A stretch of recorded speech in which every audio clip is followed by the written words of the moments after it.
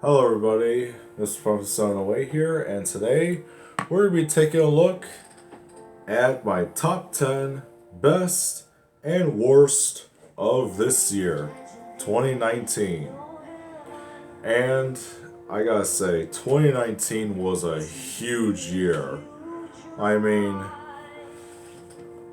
I graduated high school, I moved into a new house, and yeah, lots of stuff changed in 2019. It was a huge year. Many of ups, many of downs. But now, a new millennium is starting in 2020. So, yeah. So, before we start into 2020, let's wrap up a couple of things from 2019 and see which are best and some which are so bad that even the devil doesn't want to touch. Anyway, guys, this is my top 10 of 2019. Hope you guys enjoy. So let's kick things off with number 10. Alright, coming in at number 10 is Daemon X Machina. Now, when I first tried the demo that came out the beginning of this year, I thought it was fun. It was the most fun game I had this year. It's a game where you control mechs and you customize mechs and they go out to battle with people. So I thought this was a pretty interesting idea and it could be the next best game for the Switch. And when I got it, it was a good game, but I kind of got bored with it a little bit. I mean, not to say the game's bad, I mean, it's good, but it's not as good as I was hoping it to be. I mean, yeah, with an anime game for Nintendo, you're better off just getting Astral Chain. Yeah. But anyway, it's still a good game, but you could get lost in the story a bit further. And there are some tedious stuff in the game, so yeah. Like I said, you're better off getting Astral Chain. Coming in at number 9 is Yoshi's Crafted World. Yoshi's Crafted World is actually a pretty good platformer for the game. I mean, it's aimed towards kids, I guess. It's aimed towards kids who like Yoshi and everything, but it's actually a pretty good story, whether you're a kid or adult. The game follows Yoshi, and I'm not exactly sure if this is a sequel to Woolly World. I'm not exactly sure because I never played Woolly World, even though I own a 3DS, or two 3DSs. I still never got a chance to play the game, but I did manage to play Crafted World, and it's actually a pretty good game. I love how everything is made out of like paper mache and everything. It really gives off like a different sort of feel to the game that no other Nintendo game has had before. Except for Kirby's Epic Yarn, because that game was actually pretty good. This, it's right up there with Kirby's Epic Yarn. And it is a fun game. It's fun for everyone. It is having two-player mode and everything so you could join a friend in. But other than that, pretty good game. And also, this is one of those games that uses the Unreal Engine. So expect to see nice and crystal clear image for the Switch. So yeah, Yoshi's Crafted World, pretty good game. Coming in at number 8 is Monster Jam Steel Titans. Now, ever since I was a kid, I loved it Monster Jam. I was a huge fan of Monster Jam. I collected all the trucks, I even played one of the games, and I watched some of the shows. In fact, I even went to a Monster Jam show, and it was great. I actually got some of the actual drivers of the monster trucks to sign my old Monster Jam hat, and I keep that with me as a valuable price. Not that I'm gonna sell it because I'm not, because it's very valuable to me, and even my younger kid self will just scream for nerdiness. But this game's actually pretty good. And then compared to the other game, Monster Jam Crush It, which was a steaming pile of burnt tires because it was the worst Monster Jam game I ever played. But Steel Titans is good. It's better than Crush It, and it's made by the company that made the MTX versus ATV series, Rainbow and THQ Nordic. They actually made a pretty damn good Monster Jam game, I'm not gonna lie. So it has all trucks in it, including different other ones that are themed with fire and ice. And it has more tracks, and to top it all off, it has a big open world that you could drive your monster truck in. Now, isn't that cool? My only complaint that I have with the game is that the controls. A lot of people are talking about the controls of the game, and I can understand that. I've been having a problem with the controls ever since I first got this game. But as the months and months went by, I started to get used to it. So, you just gotta get used to the controls. It will be trial and error, but you will get used to it at the end. So, other than that, it's a pretty good Monster Jam game. And seeing how the last one was, I'd say I'll stay with this one. And to make it even better, it came out on my birthday. So yeah. Coming in at number 7 is Ring Fit Adventure. Ever wanted an intense workout but can't afford enough money to go to Planet Fitness or anywhere else? Ring Fit Adventure is your key to getting fit. If you want like a really hard workout, this is the game. Ring Fit Adventure is just a way of Nintendo of just creating ideas that actually work, because I tried this and I'm not kidding, it does give you a good workout. I mean, it had me sweating. I mean, I was so tired, my arms feel like I was carrying tons and tons of metal. And yeah, it's a pretty good game, and it will get your arms into shape like that. I mean, the idea of holding a giant ring, squeezing it in front, or pressing it against your stomach, or just doing it behind the back. Even my arms are just tired of messing around with this thing. I mean, it's super tough, it's super responsive. You slide one Joy-Con in there, slide the other Joy-Con on like your leg. So yeah, pretty good workout for the system. If you're into those like intense workouts, I'm not, but it's for people out there who are in the mood for some intense workouts. Anyway, Ring Fit Adventure, definitely a good game. If you work out crazy, unlike me. Coming in at number 6 is Death Stranding. Now, the reason why I put this game high on the list is because I know there are some people that like this game and some people that don't like the game, so I just don't want to get no salty people saying, "Oh, you hate that Stranding. Oh, you hate that Stranding. Oh, you suck." I'm not gonna try to get those people to bash this, but this is a weird ass game. I mean, the trailers weirded me out, and even when I managed to play the game and got into like an hour in, I still can't get what's going on. You just gotta play through the game, and then it'll start answering your questions ever since the first trailer dropped back in 2016. But yeah, I'm still continuing this game, even though I hadn't uploaded part 2 to this or Jedi Fallen Order yet, or Tomb Raider yet. But anyways, it's a weird game, but the only good thing I could say about this game are the graphics, because the graphics are mind-blowingly incredible.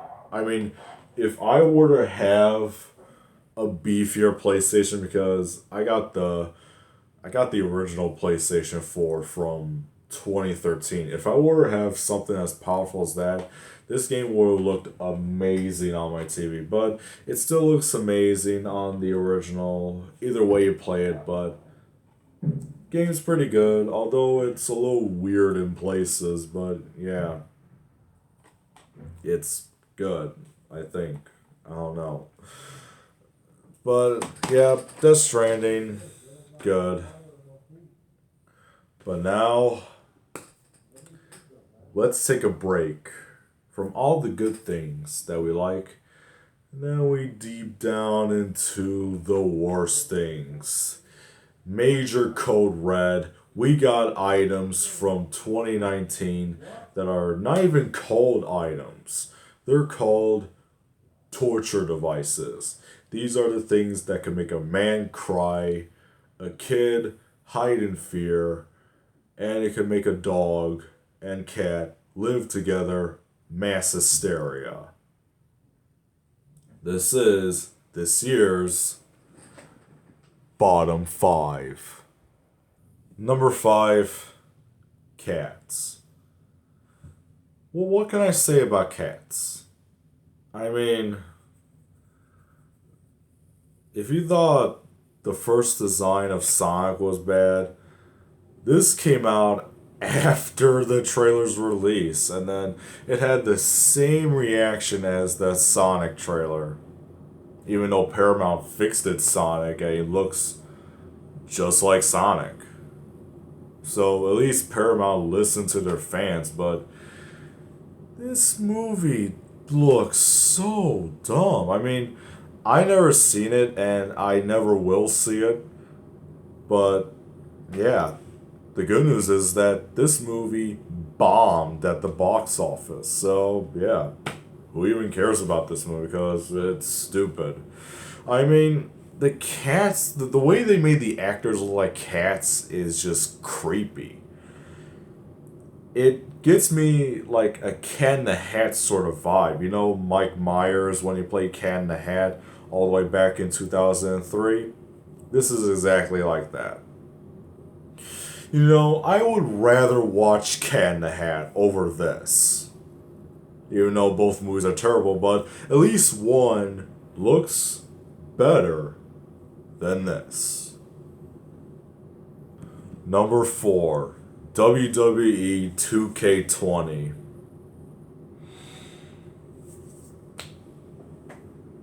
What happened? What happened? So, I mean, not to say that 2K WWE games were good. I mean, they were alright, actually mid-core at best. But this one is just the worst they ever done. I mean, they don't even involve Ukes in it. They just do it by themselves with some random other company. And then what that resulted in is a glitch fest. Tons and tons of bad animations. And even the game could freeze at a certain time. It's one of the worst wrestling games of this year, and one of the worst games of 2019. I mean, it definitely show. And you know what really grinds my gears is that they still charge this game $60. Why? Why are you still charging this dreadful game $60? Drop it down to like $20 or $10 because that's where it is if it's gonna be keep glitching and everything else. I mean, this game is terrible. I never played it and thank God I haven't, but get yourself a different wrestling game. Get like Mortal Kombat 11 or something because Mortal Kombat 11 is pretty good. But stay away from this game. Stay away. Number 3, Google Stadia. Now we're getting into some deep, dark territory. We're well within the smell range of a fresh pile of horse dung. This is... Where do I even begin? So, the idea is that Google made a game console. Well, it's not even called a game console. What they did was is that, oh, so we made Google Stadia that you can use on your phone, uh, tablet, TV, or hell, even a computer. But you don't need a console. All you need is the controller and some weird dongle bit, and that's it. And that's the problem. Why would you want to play games not on a console? Why? So all you get is the controller. I'm using my Xbox controller. But yeah, I mean, all you get is the controller, a weird dongle bit with Chromecast, and then yeah. And then they are charging you to pay the full Stadia experience of under $130. And then about the whole 4K 60 frames per second, yeah, you're not going to get that because you need to have a solid Wi-Fi connection. I heard this one story that someone actually got Stadia. They didn't get a solid connection at their home, but they did get a solid connection at a hotel. You could play the full Stadia experience at a hotel. Let that sink in for a minute. I mean, why get Stadia? I mean, you could literally save your money up for an Xbox One or PlayStation 4 or Nintendo Switch because they improve their games. I mean, they improve it, but they also improve their consoles to have 4K 60 frames per second, even though Nintendo hasn't announced their next generation console yet, but these two have. And yeah, we're now in a future where game companies are upgrading their consoles for the next generation of games to have 4K or 8K games. But it tries to be the future, but it falls flat on its face. So yeah, not getting Stadia. I'll never get it. And for those people who have Stadia, I'm so sorry for you. You know what's up there. Number 2, Contra Rogue Core. What do I even have to say about this game? I mean, what? What do I literally have to say about this game? I mean, right now you're gonna say, oh, there's something worse than Contra Rogue Core? Yeah, there is, and it'll leave you surprised. Now, I play the game. You've seen my video of it. The game looks awful. Absolutely dreadful. Unplayable. The graphics are shit. They look like something that was made for the Nintendo Wii or GameCube or Nintendo 64 style graphics. I mean, it hardly even looks like Contra. What they did was is that they were like, oh, Contra, we'll update it and we'll have humor in it for modern day people.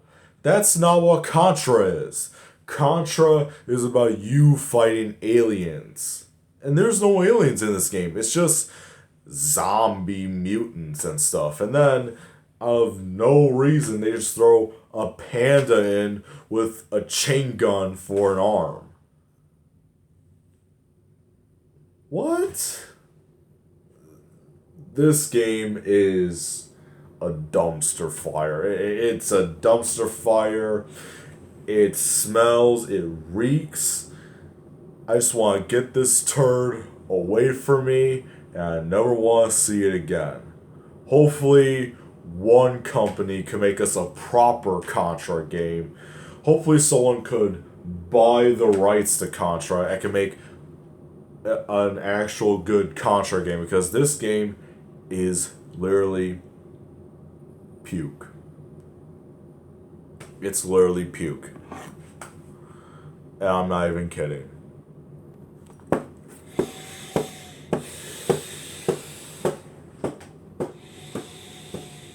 Oh my god.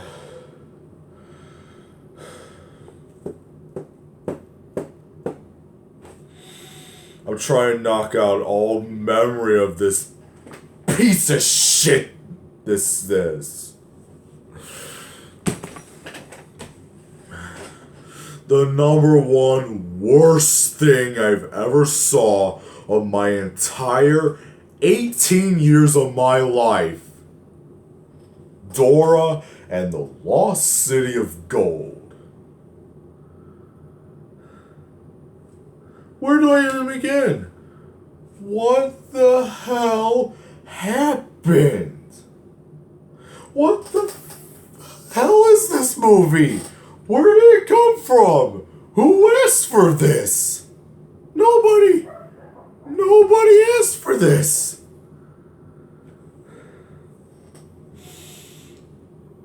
It has fart jokes in there. It has one or two sex jokes in there. I even made a comment about it in my Shadow of the Tomb Raider Let's Play. So you can watch that and you'll get an idea of what I said.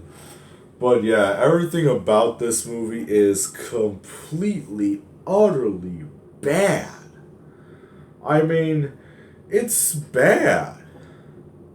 I mean, what's next?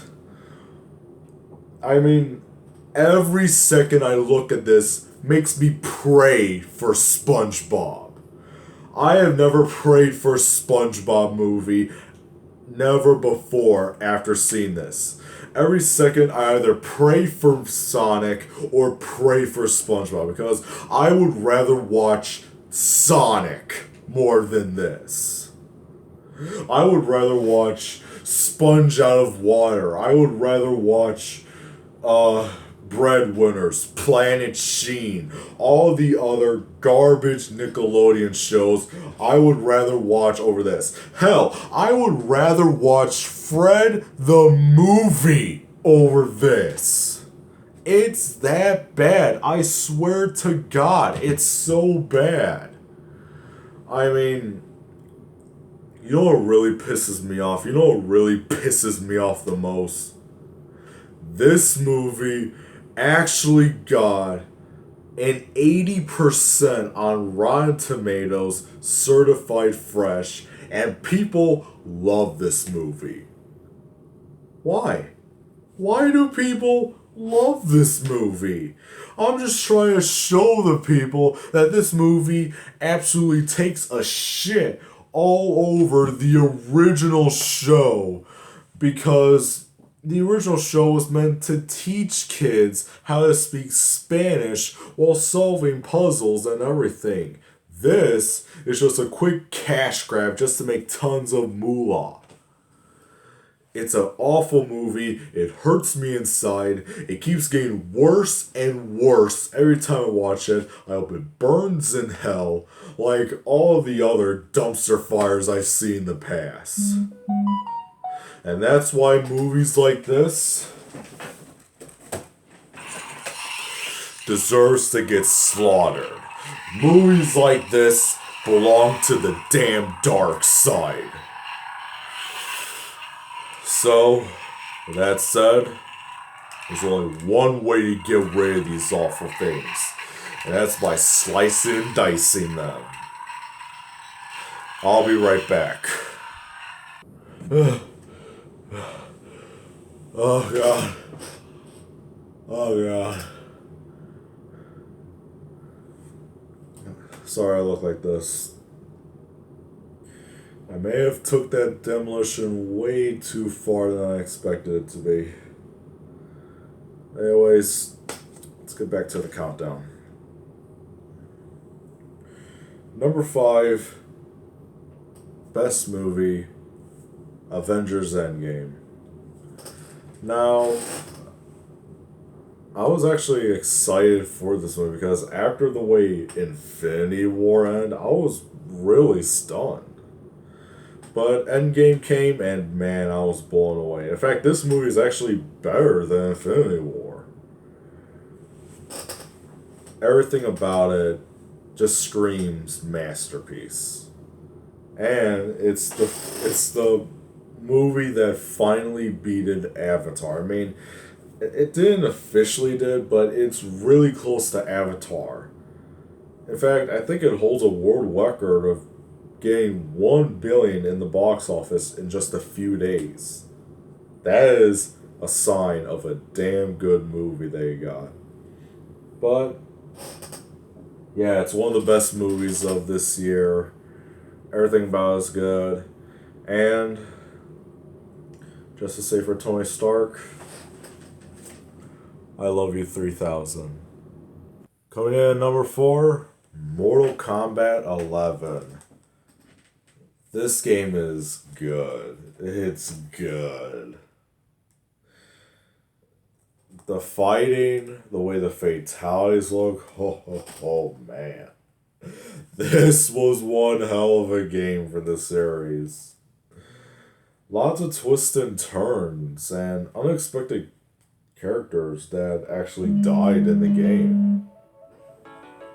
And hold on, because I have something to talk about. Alright, sorry about that. It's just I got a call from my mom. So yeah, Mortal Kombat 11, pretty damn good game. If you're a Mortal Kombat fan, I highly recommend it. In fact, this game is so good that I actually got it on the Switch. Yeah, no kidding.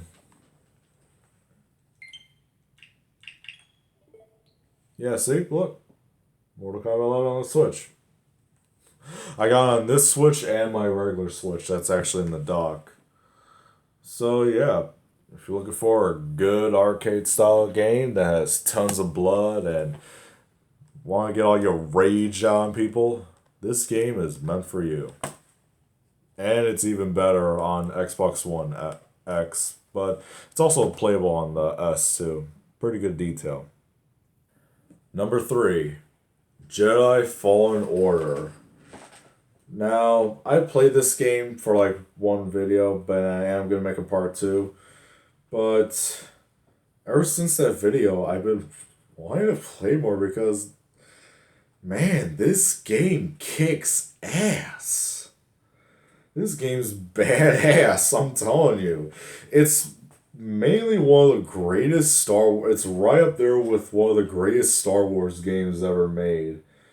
And EA, I don't know how you did, but you finally made a Star Wars game that everyone loves now. Please make more like this. Anyways, this is a pretty good game if you're a Star Wars fanatic. It has great graphics. It has a good combat system. You can customize your lightsaber. And everything about it is perfect. I mean, and you can't go wrong with this game when you find out that the main antagonist is actually Joker, the guy that plays Joker from the Gotham show. You can't go wrong with that. So either way, I see this as an absolute win. So anyways, Jedi Fallen Order, great game if you're a Star Wars fan like me. Okay, so I don't know how you're gonna react to this one, but yeah, number 2 is Spider-Man Far From Home. I know a lot of people are gonna say, oh wow, it has to be it because it's the greatest Spider-Man movie ever this year. Whatever they say, I thought, meh, it was alright. I mean, it's better than Homecoming. I mean, thank God. It's so much better than Homecoming, but it's not as good as Spider-Man 2. Now, when I say that is because I'm not trying to say it's a bad film. No, it's a good film. Don't get me wrong, it's a good film. I think it's so much better than Homecoming. I mean, it gives us more action. He makes his own suit. He has his spider sense. He actually fights Mysterio, and Mysterio is a great villain. In fact, he's so great that I actually got a figure because of it. No joke. I actually got a Mysterio figure. He's actually a great villain.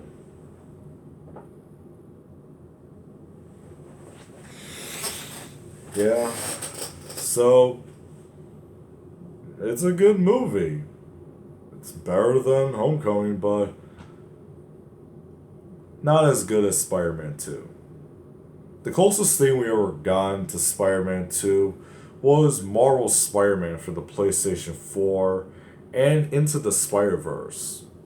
But see, that's the thing. We are already in a universe where we have Into the Spider-Verse sequels incoming, and Into the Spider-Verse is actually one of the greatest, if not the greatest, Spider-Man movie ever made. And seeing Spider-Verse and after that comes this, I'm into Spider-Verse more than MCU Spidey. I don't know, it's just the way that they made Into the Spider-Verse is great. But this, it was alright. It was alright. So, yeah. I'm looking forward to the sequel Into the Spider-Verse. And I guess I'm looking forward to the third one. I don't know. I'm not really not that par with this series, the John Watts MCU Spidey series, no. I'm just not really getting into it. I think what we need is that big Spider-Man movie, that really big one that elevates the level. I think that's the kind of movie that we need to like spice in the series up, because overall the first one, Homecoming, was bad. I absolutely hated Homecoming. This was alright, but 3, I just hope part 3 really kicked things up a notch. Hopefully we get to see something, since his identity's been leaked to the whole world. Hopefully it makes him more like a superhero. Maybe they could change their minds and think he's a good superhero, not a vigilante. Hopefully they could bring something up, because actually the villain for part 3 is Craven the Hunter. Yeah, the villain for part 3 is Craven the Hunter. And we don't know where Craven is gonna be in the movie, because people are saying that he's in Wakanda or something like that, but excuse me, I'm very excited to see Craven in a live action movie. And some rumors are saying that the Hobgoblin might be in there. So yeah. Looking forward, well, I'm obviously looking forward to the Spider-Verse sequel, and I am kind of looking forward to this, but as for this, it's better. It's a much better Spider-Man MC movie, and from seeing all the other past Spider-Man movies, that's saying a lot. Anyway, on to number 1. But before we get to number 1, there needs to be a little recommendation list, like a special honors things, like a little like memorial of movies and games that were so good that they couldn't make it to the list. So these are the honorable mentions. Let's get it. Alright, so this might be a little controversial, but an honorable mention goes out to this movie, Star Wars The Rise of Skywalker. I just saw it this week and I thought it was great. I actually thought this was great. Now, there are going to be some salty people in the comments talking about, oh, it's the worst Star Wars movie, it's worse than The Last Jedi, and everything. Okay, look. I actually like The Force Awakens. Hell, I even like The Last Jedi. Fight me. I like The Last Jedi. Even though people hate it, but I thought The Last Jedi was good. I mean, there were some bad stuff in The Last Jedi, but I did like how the presentation looked in the movie. I thought it was pretty good. This was pretty good too. Fight scenes are good. Darth Sidious makes a comeback, even though I don't know how he survived that fall from Return of the Jedi, but I don't know. It is explained in here. But actually, it's pretty good. It's a pretty good movie. Just don't take a grain of salt of what the critics say. Just watch the movie for yourself and see what you think, because you might like it or you might hate it. But anyway, overall, it's a pretty good movie. Another honorable mention, Super Mario Maker 2. Yep, it's the sequel to the game that made everyone break their Wii U's in frustration. It is back for more rage and pain. I played it, and there was some stuff that I raged at. In fact, I even made a video of it alongside with my SpiderMan Far From Home review. And I wasn't really that pleasant with the game. We'll just say it like that. But other than that, this one does pack a punch more than the other one. Runner up for honorable mention, Luigi's Mansion 3. Well, ever want to play Luigi, but he's a Ghostbuster? This is definitely the one. What more I could say? It's just Luigi as a Ghostbuster. It's cool. He even has this sweet backdrop of him and his pet dog. Well, ghostly dog. But this is a pretty good game. I'm a huge fan of the Luigi's Mansion series. And yep, definitely a best one for the series. Runner up, Pokemon Sword and Shield. Now, despite all the controversy this game has, I still think this is a good game. I mean, I saw Pokemon when it was like that anime sort of style. And then I played like Pokemon Moon and I got hooked to it. So I actually did manage to find this one interesting. I mean, despite all the controversy surrounding the game, it still is pretty good. And it's a Pokemon game. It's supposed to look like that, even though it's on a Switch. But yeah, it's a Pokemon game, so whether you like it or not, it's good. All right, that's it for the honorable mentions. On to number one, and I think you all know what the number one thing of this year is. All right, guys.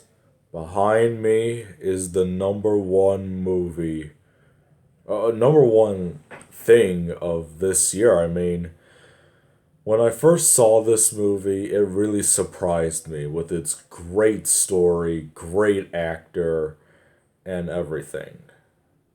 The number one of this year is Joker. And how should it not be number one? It's like one of the greatest movies of this year. If not the greatest supervillain slash superhero movie of the decade. Everything about it is a masterpiece. Director Todd Phillips really took the character to a whole new level. Joaquin Phoenix plays like he's really the Joker. Now, Joaquin Phoenix plays a character called Arthur, which he has a condition where when he gets nervous, he laughs uncontrollably. And then he gets bullied by people, lost his job, and then he found out that his mother isn't actually his mother. And he also dreams in his head that him and his neighbor are madly in love. It's such a surprising sort of thing. It really did. And yeah, he was bombarded with stuff that just made his life a living hellhole. But when he puts on a happy face, yeah, I try to do it like this, but yeah. So when he puts on a happy face, he changes his character into Joker. And let me tell you, he's the best Joker of them all. Jack Nicholson, classic. Heath Ledger, an absolute amazing acting by him. Joaquin Phoenix is right up there with the three greatest live action Jokers. And I'm not mentioning Jared Leto because his Joker sucks. But anyways, Joker is one of the greatest movies of 2019. It's definitely a must-see. And that's about it. I'm not trying to spoil everything. Well, I already spoiled that he dreamt about his girlfriend. But anyways, there's more that needs to be explored to the movie. So I'm leaving that open to you for go seeing it. It's not gonna be at the show, so you're gonna have to wait for it until it goes on like digital or probably DVD and Blu-ray. But it's a good movie. I'm telling you, it's a good movie. And I'm kind of weirded out that it's getting a sequel. Yeah, they're coming out with a sequel of this, but it's gonna come out later in 20. It's gonna come out later in the future instead of just rushing it. But anyways, that is it. So, with that said, that is the end of this list. I am looking forward to 2020, and we'll see what lies in front of 2020, whether it's good or dreadful. Anyways, thank you guys for watching. Until next time, see you in 2020. Bye. Oh, one more thing. I will upload a video couple in 2020 about the changes to this channel and my second channel. So anyways, see you guys in 2020. Bye.